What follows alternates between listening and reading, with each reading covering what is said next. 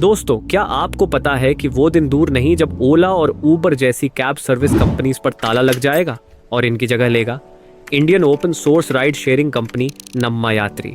अगर आप बेंगलुरु, हैदराबाद, दिल्ली, मैसूर, चेन्नई या फिर कर्नाटक में रहते हैं तो आपने नम्मा यात्री का नाम जरूर सुना होगा।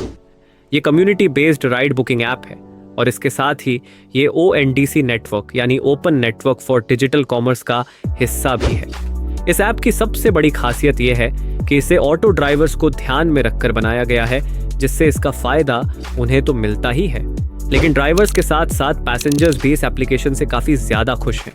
दरअसल पैसेंजर्स सालों से चल रही ओला और ऊबर जैसे टैक्सी एग्रीगेटर ऐप्स की मनमानियों से तंग आ चुके हैं। ओला ने दिसंबर 2010 में अपनी सर्विस शुरू की थी, जबकि ऊबर ने 2013 में इंडियन मार्केट में एंट्री ली थी।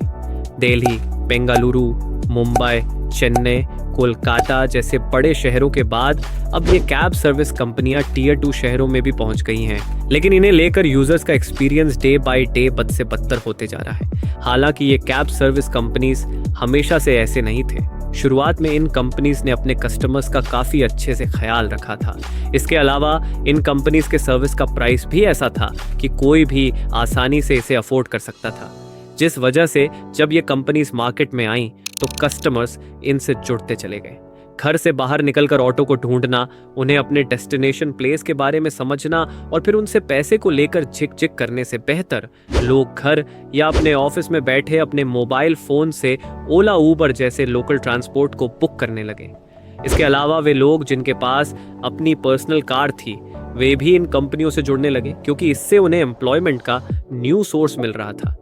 दोस्त, इस तरह से ओला ऊबर को सर्विस देने वाले और सर्विस लेने वाले लोगों का एक बड़ा मार्केट मिल गया। बेंगलुरु, मुंबई जैसे बड़े शहरों में लोग अपने डेली लाइफ ट्रैवल के लिए इन पर पूरी तरह से डिपेंडेंट हो गए और लोगों की इसी डिपेंडेंसी का फायदा उठाकर इन कंपनीज ने अपना किराया बढ़ा दिया। धीरे धीरे इन कंपनीज के ऑटो ड्राइवर्स भी मनमानी पर उतर आए। ये राइड के दौरान अपने पैसेंजर्स से एक्स्ट्रा पैसे मांगने लगे और जब कोई पैसेंजर एक्स्ट्रा पैसे इनकार करता तो ये ड्राइवर्स उन्हें बीच रास्ते में ही उतार देते। इन कैब सर्विस ड्राइवर्स को लेकर हाल ही में लोकल सर्कल्स नाम के एक कम्युनिटी सोशल मीडिया प्लेटफॉर्म ने एक सर्वे किया। इस सर्वे में भाग लेने वाले मैक्सिमम यूजर्स का ऐसा मानना है कि ओला, ऊबर और इस तरह के दूसरे टैक्सी एग्रीगेटर ऐप्स के ड्राइवर्स कहाँ जाना है, पेमेंट मोड क्या है जैसे सवाल पूछने के बाद अक्सर राइड कैंसिल कर देते हैं, जिसकी वजह से लोगों को कैब के लिए लंबा इंतजार करना पड़ता है। वहीं बहुत से यूजर्स की ये भी शिकायत है कि पिछले 1 साल में कैब सर्विस के लिए उनसे ओवर चार्ज लिया गया है। इंडिया के हाई टेक इंडस्ट्री का सेंटर कहे जाने वाले बेंगलुरु शहर में 2 किलोमीटर के लिए 30 रुपए चार्ज फिक्स है, लेकिन ओला, ऊबर जैसी कंपनीज इसके लिए 100 रुपए और कई बार तो उससे भी ज्यादा चार्ज करती थी। यहाँ के लोगों ने इस चीज से तंग आकर कर्नाटक परिवहन और सड़क सुरक्षा विभाग में इनकी शिकायत कर दी, जिसके बाद कर्नाटका ट्रांसपोर्ट डिपार्टमेंट ने साल 2022 के अक्टूबर मंथ में बेंगलुरु में चलने वाले ओला, ऊबर और रैपिडो के ऑटो सर्विसेज को इलीगल बताकर उन्हें बंद करने के लिए नोटिस इश्यू कर दिया। कर्नाटका गवर्नमेंट का आरोप है कि ये कंपनियां हमारे रूल्स को तोड़ रही थी। गवर्नमेंट के अकॉर्डिंग इन कंपनीज को Karnataka on demand transportation technology aggregators rules 2016 के तहत केवल टैक्सी चलाने का लाइसेंस दिया गया था, लेकिन अब ये धड़ल्ले से ऑटो भी चला रही है। इसके अलावा कर्नाटका गवर्नमेंट ने साल 2016 के अपने रेगुलेशन में इन कंपनियों को ये हिदायत दी थी कि अगर कोई भी कंपनी अपना कैब शेयरिंग प्लेटफॉर्म रन करती है तो उसे कुछ रूल्स फॉलो करने होंगे, जिसमें हर एक कैब के अंदर एक पैनिक बटन होना चाहिए। कैब में सामने की तरफ पीले रंग का एक डिस्प्ले बोर्ड लगा होना चाहिए, जिस पर आगे और पीछे दोनों तरफ से टैक्सी लिखा हो। इसके साथ ही ड्राइवर्स के पास कम से कम 2 साल का ड्राइविंग एक्सपीरियंस होना चाहिए और ड्राइवर कम से कम 5 साल से कर्नाटक का निवासी होना चाहिए। और इसमें सबसे जरूरी बात यह थी कि गवर्नमेंट ने जितना किराया डिसाइड किया है उससे ज्यादा किराया कोई भी टैक्सी एग्रीगेटर अपने पैसेंजर से नहीं ले सकता है। दोस्तों, गवर्नमेंट ने 2 किलोमीटर के लिए 30 रुपए निर्धारित किए थे और इसके बाद हर किलोमीटर के लिए पैसेंजर से 15 रुपए लिए जाएंगे। लेकिन इन कंपनियों में गवर्नमेंट की बात को अनदेखा करके अपने पैसेंजर से मनमाना किराया वसूल किया। वे 2 किलोमीटर के लिए 30 की जगह 100 रुपए ले रही थी।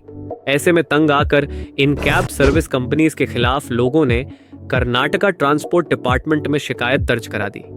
इवन ओला उबर जैसी कैब सर्विस कंपनियों से कर्नाटका के ऑटो ड्राइवर भी काफी ज्यादा परेशान थे। उन्होंने खुद स्टेट गवर्नमेंट से यह शिकायत की थी कि ये कंपनियां किराया बढ़ाकर और कमीशन काट कर खुद तो करोड़ों रुपया कमा रही हैं, लेकिन इससे हम कैब ड्राइवर्स और ऑटो ड्राइवर्स के हाथ में कुछ नहीं आ रहा है। इन्हीं शिकायतों पर गौर करते हुए कर्नाटका गवर्नमेंट ने बेंगलुरु में ओला, उबर और रैपिडो के ऑटो सर्विसेज को इलीगल बताकर उन्हें बंद करने का आदेश दे दिया, जिसके बाद इन कंपनीज के साथ साथ बेंगलुरु के लोग भी टेंशन में आ गए, क्योंकि जैसा कि मैंने आपको पहले ही बताया, वहां के मैक्सिमम लोग इन कंपनीज पर डिपेंडेंट हैं। लेकिन उसी समय मौके का फायदा उठाते हुए कर्नाटक के लोकल ऑटो रिक्शा ड्राइवर्स ने मिलकर अपना खुद का एक एप्लीकेशन लॉन्च कर दिया, जिसे हम नामा यात्री के नाम से जानते हैं। नामा यात्री यानी अपना यात्री।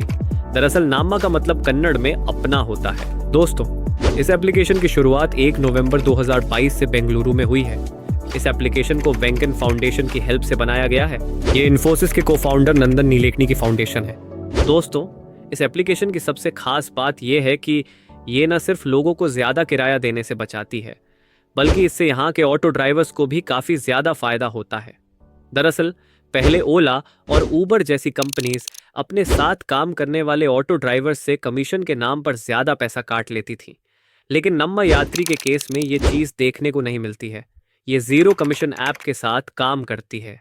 इस एप्लीकेशन में कोई बीच का एग्रीगेटर नहीं है, यानी कमीशन के नाम पर जो पैसे पहले ओला और उबर जैसी कंपनीज अपने पास रखती थी, अब वह पैसा नामा यात्री सीधे ऑटो ड्राइवर्स को देता है। लेकिन हाँ, ड्राइवर्स को नामा यात्री का मेंबर बनने के लिए एक छोटी सी सब्सक्रिप्शन फीस जमा करनी पड़ती है। इस फीस को जमा करने के लिए ड्राइवर्स के पास 2 ऑप्शंस होते हैं।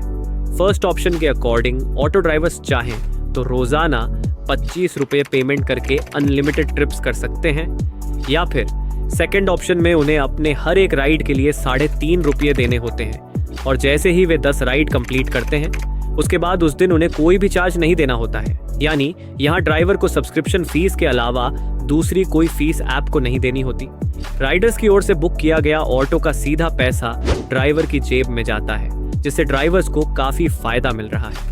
वैसे नम्मा यात्री डेली ट्रैवल करने वाले लोगों के लिए भी काफी अफोर्डेबल है, क्योंकि नम्मा यात्री के साथ काम करने वाले ऑटो ड्राइवर उतना ही किराया वसूल करते हैं जितना कर्नाटका गवर्नमेंट ने फिक्स किया है। यानी 2 किलोमीटर के लिए ऑटो ड्राइवर 30 रुपए लेते हैं, और अगर उनका कस्टमर चाहता है कि ऑटो ड्राइवर उन्हें उनकी जगह से पिक करें, तो इसके लिए कस्टमर को 10 रुपए एक्स्ट्रा पिकअप चार्ज के रूप में देना पड़ता है। तो दोस्तों, उम्मीद है अब तो आप समझ ही गए होंगे कि क्यों मैंने इस वीडियो की स्टार्टिंग में कहा है कि ओला और उबर जैसी कैब सर्विस कंपनीज पर ताला लगने वाला है और इनकी जगह लेगा नम्मा यात्री एप्लीकेशन। वैसे दोस्तों, मैं आपको बता दूं, नम्मा यात्री को अभी हाल ही में गूगल का भी साथ मिल गया है। दरअसल गूगल ने नामा यात्री की पेरेंट कंपनी मूविंग टेक में इन्वेस्ट किया है। इस स्टार्टअप ने pre series A funding round में $11 मिलियन जुटाए हैं, जबकि गूगल ने इस राउंड में $10 बिलियन इन्वेस्ट करने की कमिटमेंट दी है। वेल दोस्तों, आपको क्या लगता है, क्या गूगल का साथ मिलने के बाद नम्मा यात्री देश में सालों से एस्टैब्लिश्ड ओला और उबर जैसी कैब सर्विस कंपनीज की जगह ले पाएगा? अपना जवाब हमें कमेंट में जरूर बताएं। वीडियो पसंद आई हो तो लाइक, शेयर एंड सब्सक्राइब करना ना भूलें। Thanks for watching.